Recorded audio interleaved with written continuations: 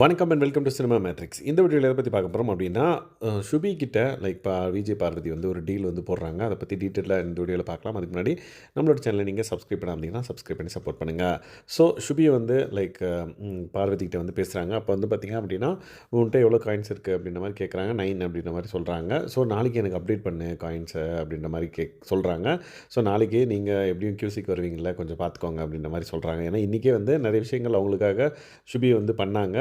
தென் அவங்க வந்து 9 காயின் வந்து ஜெயிக்கிறதுக்கு மேபி ஓரளவுக்கு ஹெல்ப்ஃபுல்லாக இருந்திருக்காங்க. பட் விஜய் பார்வதியோட டார்கெட் வந்து பார்த்திங்க அப்படின்னா 2 பேர் வந்து பார்த்திங்கன்னா டார்கெட் பண்ணுறாங்க. ஒன்று வந்து ரம்யா, அதுக்கப்புறம் சுபிக்ஷா.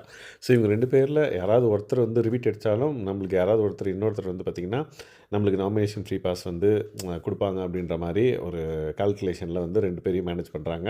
பட் சுபிக்கிட்ட இப்போ சொல்கிறப்ப நாளைக்கு எனக்கு கவுண்ட்டு சொல்லு, அதுக்கேற்ற மாதிரி நான் உனக்கு வந்து ஹெல்ப் பண்ணுறேன் அப்படின்ற மாதிரி ஒரு டீலை வந்து போடுறாங்க. பட் அவங்க போனதுக்கப்புறம் வந்து பார்த்திங்க அப்படின்னா ரம்யாக்கிட்டையும் சொல்லியிருக்கேன். பட் ரம்யா எனி டைம் வந்து பல்ட் அடிக்கிறதுக்கான வாய்ப்பு இருக்குது. ஏன்னா வந்து ரம்யா வந்து பிரவீனுக்கு தரேன் அப்படின்ற மாதிரியும் வந்து ஒரு டாக் வந்து போயிட்டுருக்கு.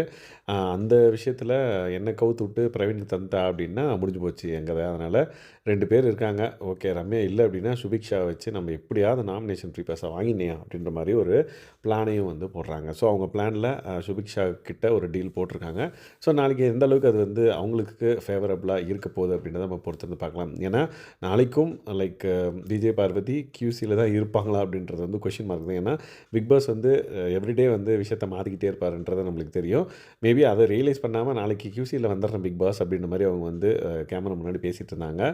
ஸோ நாளைக்கு வேறு 2 பேர் கியூசியில் வரதுக்கான வாய்ப்புகள் இருக்குது. லெட்ஸ் வெயிட் அண்ட் வாட்ச் என்ன நடக்குது அப்படின்றத நம்ம பொறுத்து வந்து பார்க்கலாம். ஸோ இந்த மாதிரியான பிக் பாஸ் அப்டேட்ஸை நீங்கள் தெரிஞ்சுக்கணும் அப்படின்னா நம்மளோட சேனலை சப்ஸ்கிரைப் பண்ணாமல் சப்ஸ்கிரைப் பண்ணி சப்போர்ட் பண்ணுங்கள். தேங்க்ஸ் கைஸ், பாய்.